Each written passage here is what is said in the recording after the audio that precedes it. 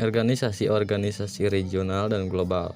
Berbagai organisasi internasional baik yang menangani masalah politik maupun ekonomi bermunculan sebagai bagian dari upaya negara-negara di dunia memenuhi kepentingan nasionalnya. Selain organisasi-organisasi internasional dibutuhkan untuk mengatur interaksi antar satu negara dengan negara lainnya agar tidak terjadi hubungan saling merugikan atau ekspor terhadap salah satu pihak.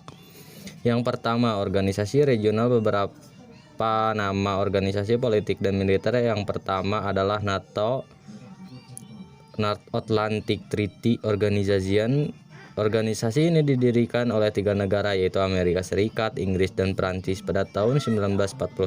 Mereka berjanji untuk saling memberikan bantuan militer apabila ada antara mereka diserang oleh negara lain.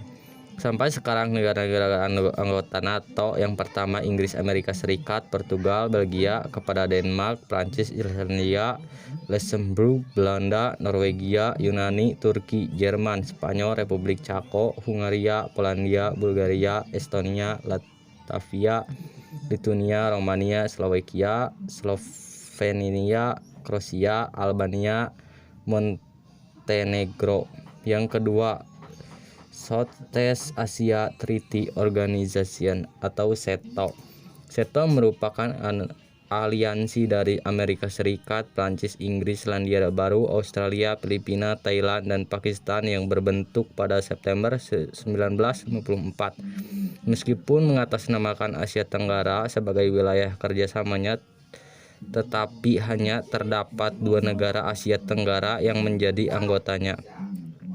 Bagi beberapa negara Asia dan Afrika, munculnya SEATO dianggap menjadi ancaman bagi kebutuhan persatuan. Keterlibatan Amerika Serikat pada konflik Indochina lebih mengarah ke perang daripada mewujudkan sebuah perdamaian.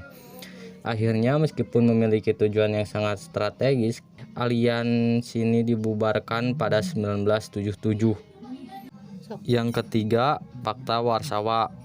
Pakta Warsawa adalah aliansi negara-negara blok timur di Eropa Timur. Tujuannya dalam organisasi ini untuk melindungi diri terhadap potensi ancaman dari aliansi militer blok barat yaitu NATO. Latar belakang utama dibentuknya Pakta Warsawa sebelumnya adalah keinginan Uni Soviet untuk mempertahankan kendali atas kekuatan-kekuatan militer di Eropa Tengah dan Eropa Timur. Pakta Warsawa dirancang oleh Nikita Khrushchev adalah 1955 dan ditandatangani di Wartawan Polandia pada 14 Mei 1955. Faktor utama terlibat dalam beberapa konflik antara lain Revolusi Hungaria pada 23 Oktober sampai 10 November 1956. Invasi Uni Soviet dan negara-negara anggota Pakta Warsawa kepada Czechoslovakia guna mencegah meluasnya reformasi musim semi Praha pada 1970. Pada 1 Juli 1591, Pakta Warsawa secara resmi berakhir bersamaan dengan gelombang revolusi demokratis di Eropa Timur dan bubarnya Uni Soviet pada tahun yang sama.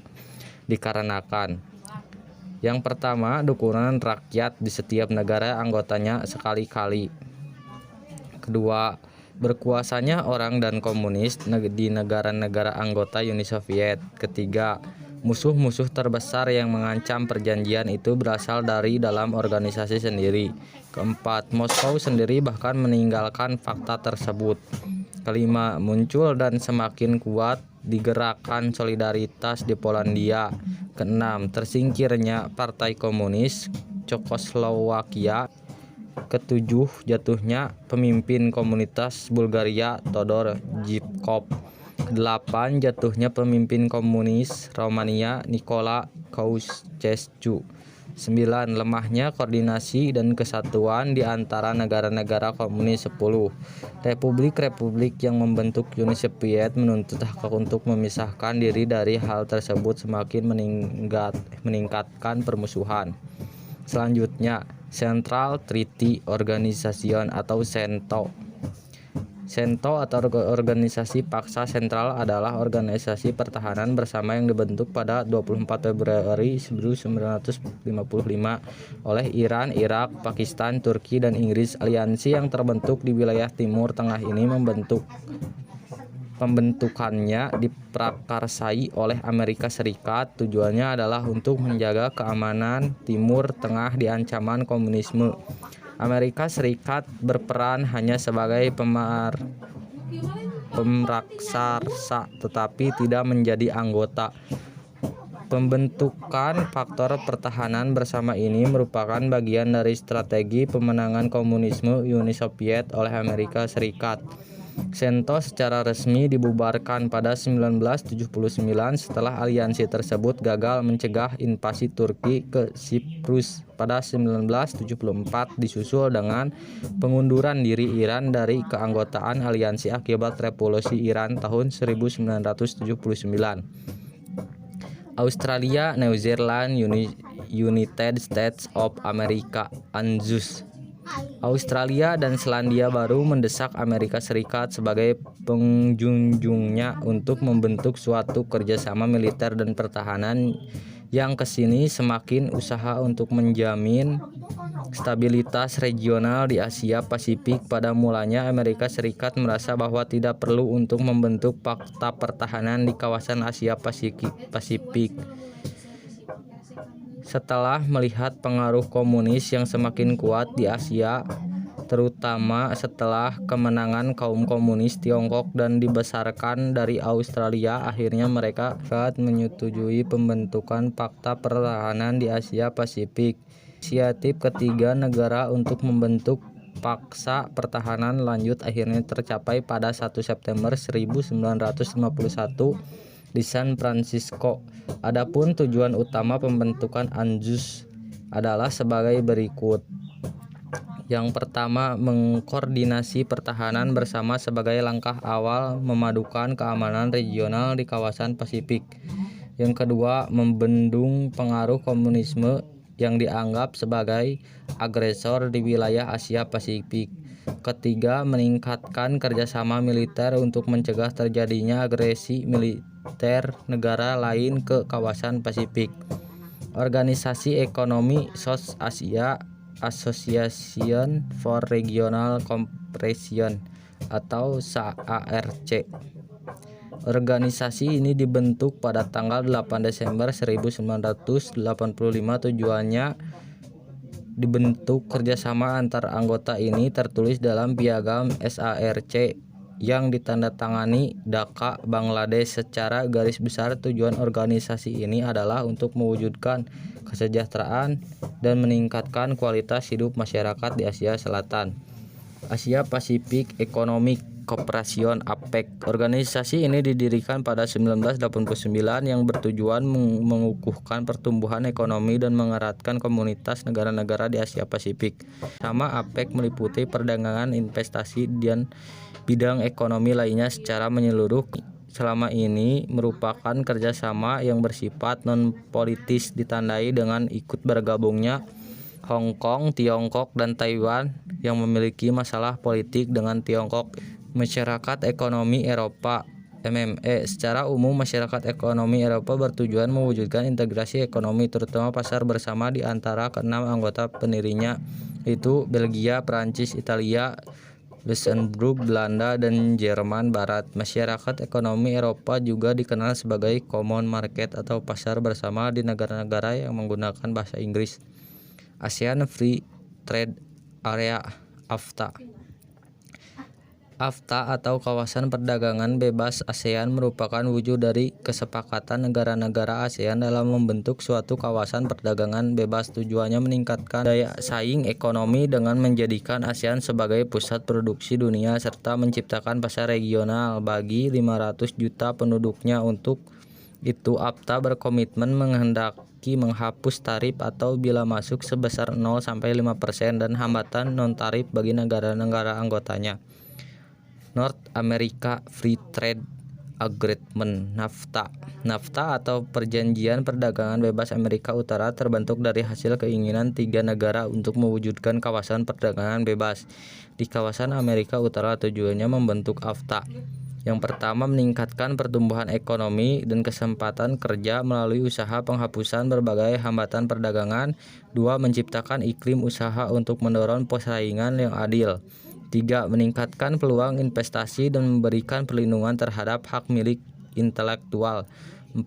Menciptakan prosedur dan efektif dan dalam penyelesaian perselisihan perdagangan di antara ketiga negara anggotanya.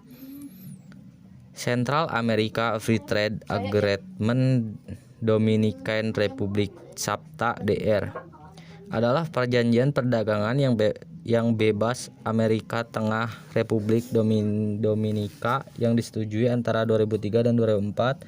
Tujuan dibentuknya SAFTA DR untuk mewujudkan perdagangan bebas di antara sesama negara anggotanya. Hampir semua produk ekspor Amerika Tengah ke Amerika Serikat telah bebas tarif sejak Caribbean Basin Initiative pertama kali diberlakukan pada tahun 1984. SAFTA DR dibentuk sebagai batu loncatan menuju FTA, yaitu sebuah perjanjian perdagangan bebas lainnya meliputi semua negara Amerika Selatan dan Karibia, Amerika Utara, dan Amerika Tengah kecuali Kuba. B. Organisasi Ekonomi Global Organization of Petroleum Exporting Countries (OPEC). OPEC atau Organisasi Negara-Negara Pengekspor Minyak Bumi adalah organisasi yang bertujuan menegosiasikan masalah-masalah mengenai produksi, harga, dan hak konversi minyak bumi dengan perusahaan-perusahaan minyak. Pada 14 September 1965, negara yaitu Iran, Irak, Kuwait, Arab Saudi, dan Venezuela mendirikan OPEC di Baghdad, Irak. Pembentukan tersebut dipicu oleh ketidakadilan harga minyak. 2. General Agreement on Tariff and Trade (GATT). Pada 1947 dibentuk organisasi yang mengurusi perjanjian umum tentang tarif dan perdagangan yang disebut GATT, yang dibentuk sebagai respon terhadap tidak adanya pihak pengatur tarif dan perdagangan sehingga terjadi pelanggaran dan diskriminasi dalam perdagangan internasional. Adapun maksud didirikan GATT adalah menerapkan prinsip-prinsip umum liberalisasi perdagangan berdasarkan traktat multilateral. Traktat tersebut merupakan pengurangan tarif, penghapusan kendala perdagangan, dan penghapusan praktik perdagangan yang diskriminatif.